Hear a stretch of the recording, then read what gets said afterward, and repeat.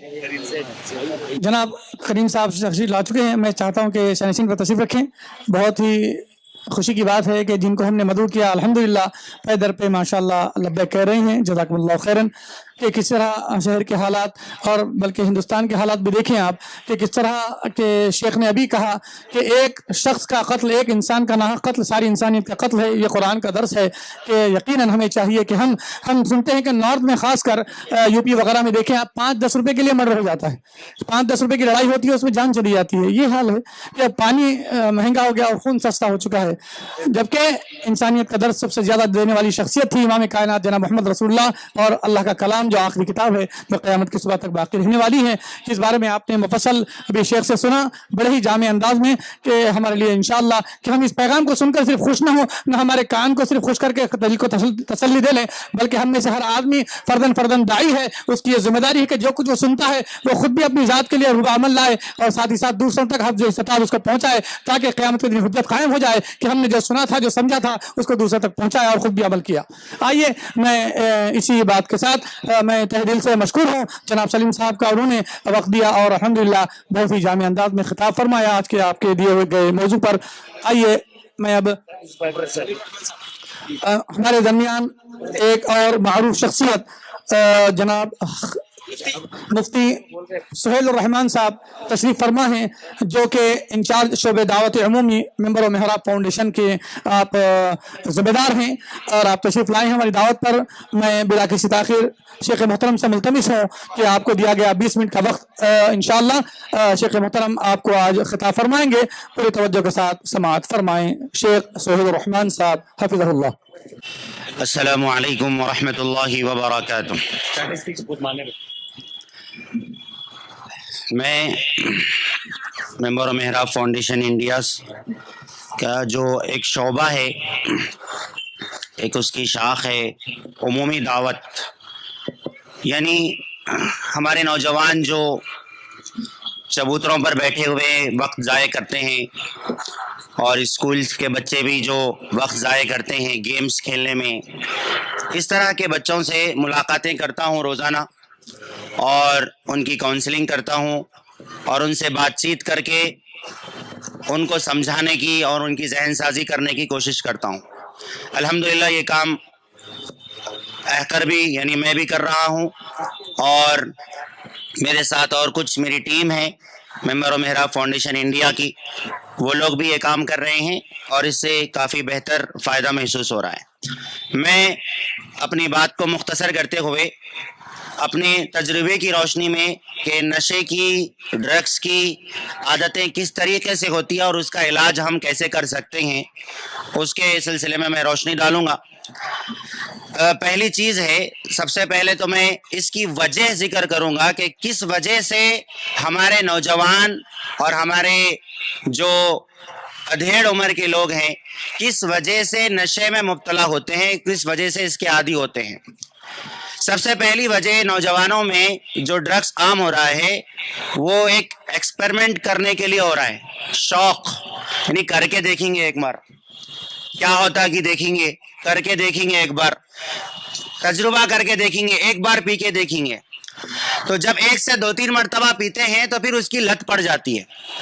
तो ये वजह है एक ड्रग्स की लत में मुब्तला होने की। ख़ास तौर पर जो हमारे टीनेजर बच्चे हैं, इन टीनेजर बच्चों के अंदर यही एक्सपेरिमेंट, शौक, जिसमें मुख्तलिफ तरीके के नशे हो रहे हैं, चरस, गांजा, अफीम, हीरोइन और आईसी का नशा, वेटनर का नशा और मुख्तलिफ तरीके के नशे हो रहे हैं, जिसकी तफसील आप लोग बखूबी जानते हैं और जो नहीं जानते उनको मालूमात हासिल करना चाहिए कि बच्चे भी मुख्तलिफ तरीके के नशे कर रहे हैं और ये नशे की लत में मुब्तला हो रहे हैं। तो एक पहली वजह है शौक, यानी करके देखेंगे क्या होता कि, कैसा होता कि, और फिर बाद में इसका एडिक्शन हो जाता है। दूसरी जो वजह अहम है वो है बुरी दोस्ती, यानी दोस्ताने में खराब हो रहे हैं, अच्छी दोस्ती इनको नहीं मिल रही है, बुरी संगत इनको खराब कर रही है। अब बुरी संगत ऑफलाइन भी हो सकती है, ऑनलाइन भी हो सकती है।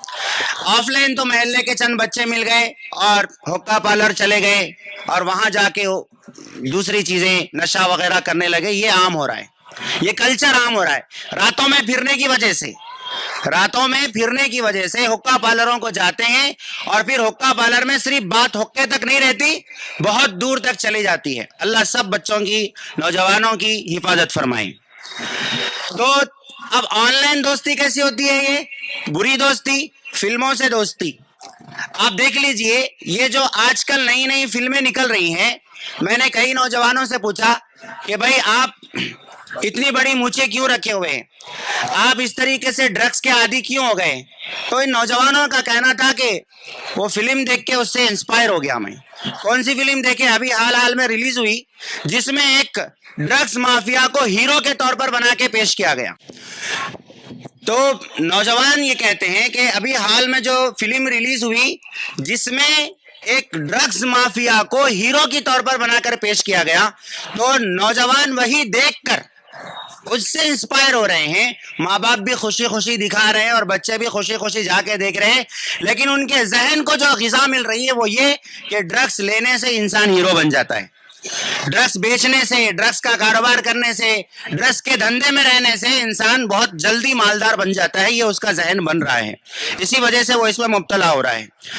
تو اسی طرح یہ تیسری وجہ ایک اہم ہے کہ جو شادی شدہ لوگ ہوتے ہیں, یہ اپنی شادی شدہ زندگی میں جب حالات آتے ہیں, چاہے وہ ساس بہو کے جھگڑے ہوں یا بھائیوں کے جھگڑے ہوں, گھریلو جھگڑے ہوں, یا کوئی بھی اس طریقے کی ایک عجیب حالات پیدا ہو جاتے ہیں, تو ان حالات کا مقابلہ نہیں کر سکتے. خرچے بڑھ جاتے ہیں, کبھی بے روزگاری ہو جاتی ہے, غربت آ جاتی ہے, تو ان حالات کا مقابلہ نہیں کر پاتے ہیں اور بے صبرے ہو جاتے ہیں.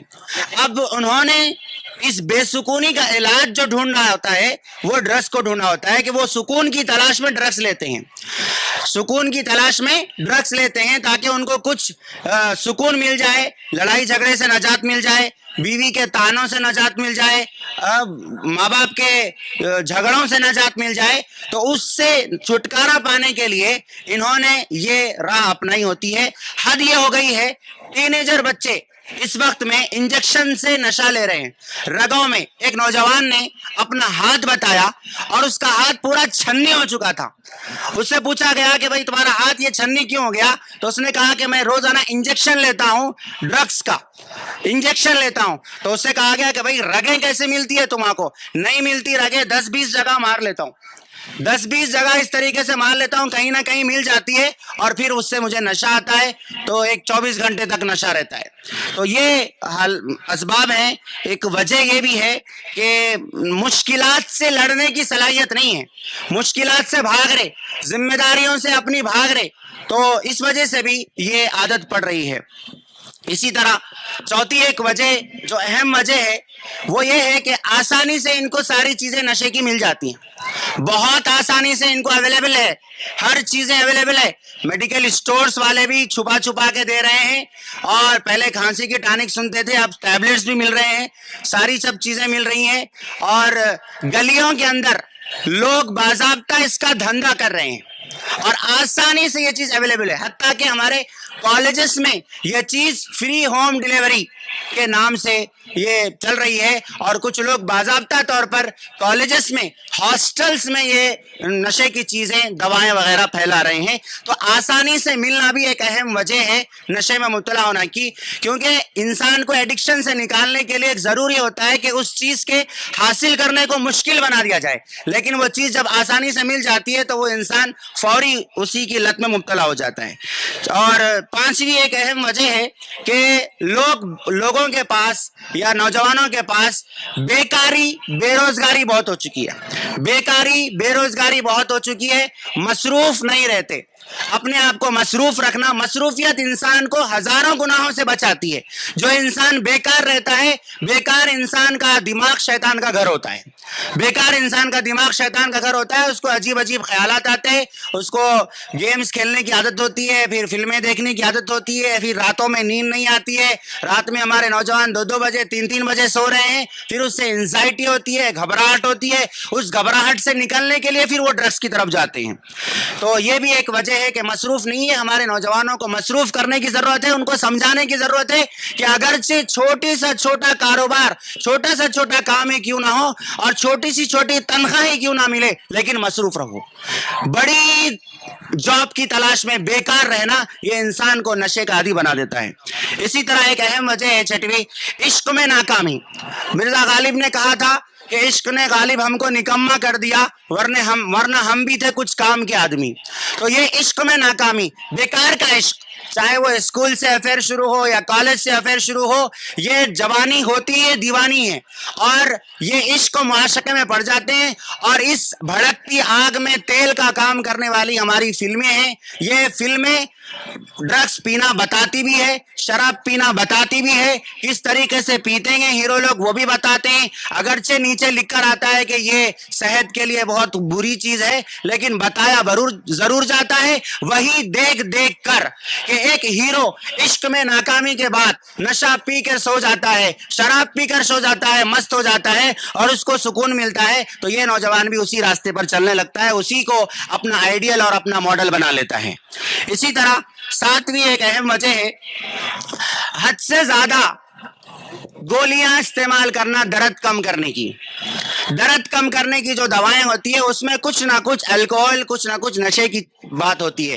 اسی طرح کھانسی کی جو دوا ہے اس کو بھی اگر حد سے زیادہ استعمال کیا جائے اس سے بھی نشے کی عادت پڑتی ہے, اس سے بھی نشے کی عادت پڑتی ہے. اسی طرح میٹھی چیزیں زیادہ کھانے, ہمارے بچے ڈائری ملک پہ فدا ہے.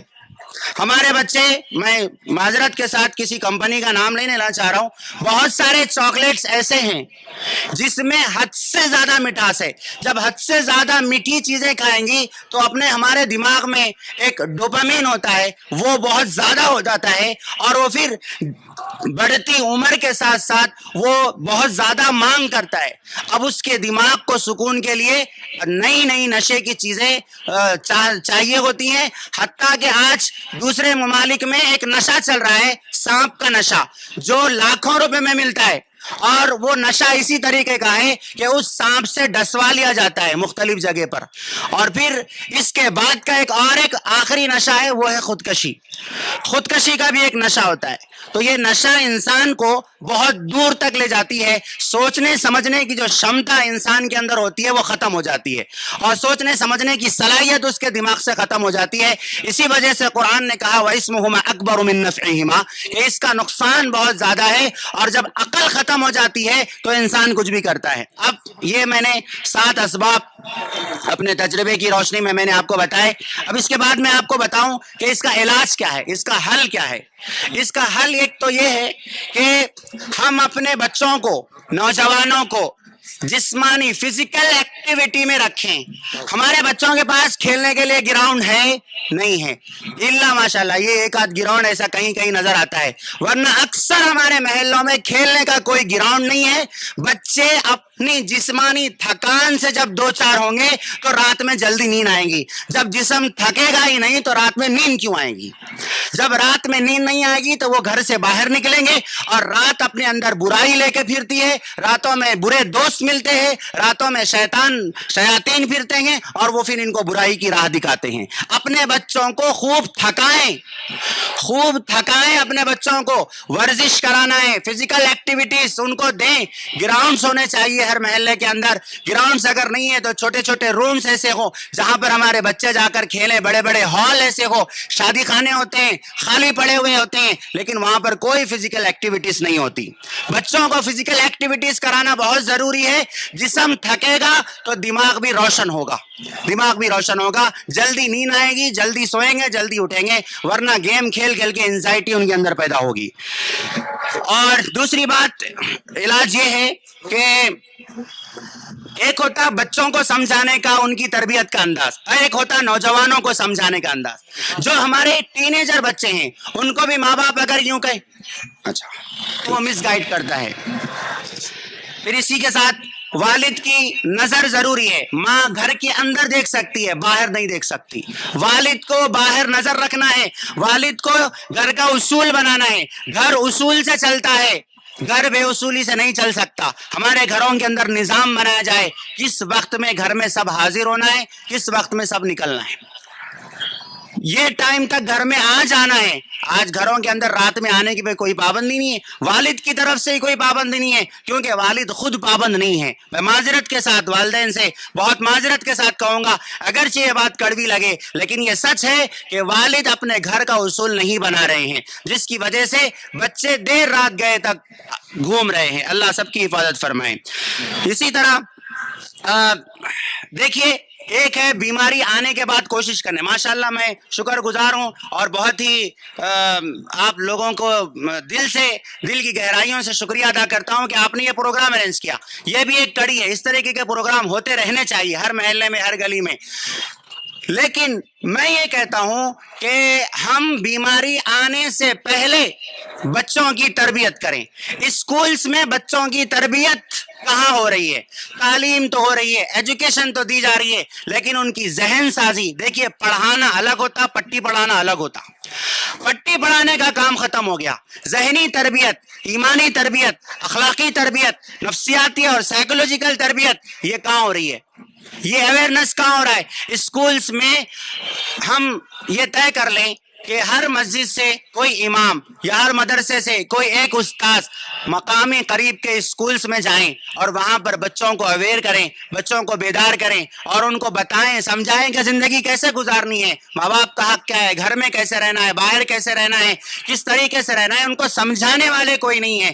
زندگی کے اصول 2+2 4 ہوتا ہے، یہ تو بہت سمجھا دیا گیا، لیکن اس 2+2 کو خرچ کیسے کرنا ہے، کیسے کمانا ہے، اخلاق کیا ہے، یہ سکھانے اور سمجھانے والے بہت کم ہو گئے۔ لہٰذا ایک تربیت کرنے والا ہر مسجد سے ہونا چاہیے جو اسکولز میں جا کر کرے۔ ممبر و محراب فاؤنڈیشن یہ کام بھی الحمدللہ گزشتہ 3-4 سال سے کر رہا ہے کہ ایک مبلغ مقرر کرتے ہیں جو 10 اسکول کو کور کرتے ہیں اور اسکولز میں جا کے تربیتی پروگرام کرتے ہیں۔ اس طریقے کے اور پروگرام ہونے چاہیے۔ تو اسکولز میں پروگرام ہو اور بچوں کو اسٹارٹنگ میں ہی روز، ایک زمانہ تھا، شاید میری ماں بہنیں اور میرے بھائی جو ہے اس بات کی تائید کریں گے کہ ایک زمانہ تھا کہ ہم اگر چیونگم بھی کھاتے تو ہمارے ماں باپ ہم کو غصہ کرتے تھے کہ چیونگم نہیں کھانا چاہیے، ہے نا۔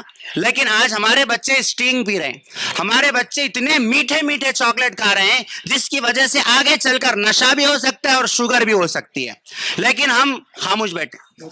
جی، تو ہمیں چاہیے کہ ہم بچوں کی اسکولز کی تربیت کریں اور بچوں کو غذا وہ دے جو ان کی صحت کے لیے مفید ہو۔ ہر چیز جو دکان پر موجود ہے وہ کھلا دینا محبت نہیں ہے، یہ بچوں کے ساتھ دشمنی ہے، لہذا ہر چیز نہ کھلائیں۔ آخری بات یہ کہ ہمت کی ضرورت ہوتی ہے۔ جو نوجوان اس میں مبتلا ہو گئے ان کو ہمت دیں، حوصلہ دیں۔ گھر پہ اگر کوئی شراب پی کے آیا، بیوی کو چاہیے کہ وہ تانا نہ دے، طنز نہ کرے۔ تانا دینے سے بیماری بڑھ جاتی ہے، بغاوت کے جذبات پیدا ہوتے ہیں۔ اصلاح کرے، میٹھے انداز سے، محبت بھرے انداز سے اصلاح کرنے کی کوشش کرنی چاہیے، اور اسٹیپ بائی اسٹیپ اسلام نے ہمیں اسٹیپ بائی اسٹیپ تربیت۔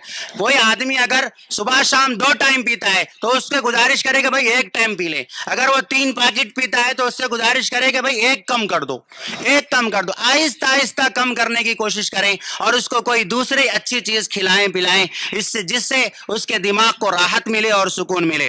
اور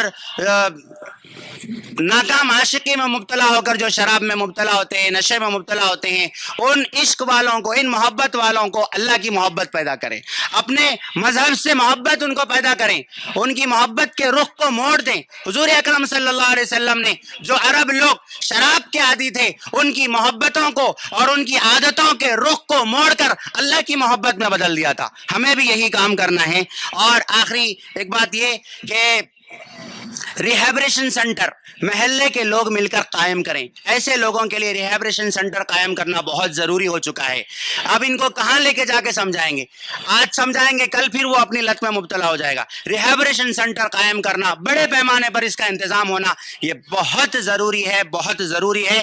اور اس کے یعنی نشے کی چیزوں کے حاصل کرنے کو مشکل سے مشکل بنائیں. اگر ہمارے محلے میں کسی کے بارے میں معلوم ہو کہ یہ گانجا بیچتا ہے، چرس بیچتا ہے، معلوم ہو جائے تو اب محلے کے جو شریف لوگ ہیں وہ سارے بیٹھ کر جا کے پولیس میں کمپلین کرے، پولیس والوں کو گزارش کرے، ریکویسٹ کرے کہ صاحب یہ چیز ہمارے پاس برائی ہو رہی، آج یہ بچے برے ہو گئے، کل ہماری نسلیں بری ہوں گی. سب مل کے جا کے بولنا. آج شریفوں کی کوئی یونٹی نہیں ہے، شریروں کی، غنڈوں کی یونٹی بن گئی ہے، شریفوں کی نہیں ہے. آج کا دور یہ دور ہے کہ شرافت چادر اوڑھ کے گھوم رہی ہے اور شرارت سینہ تان کے گھوم رہی ہے.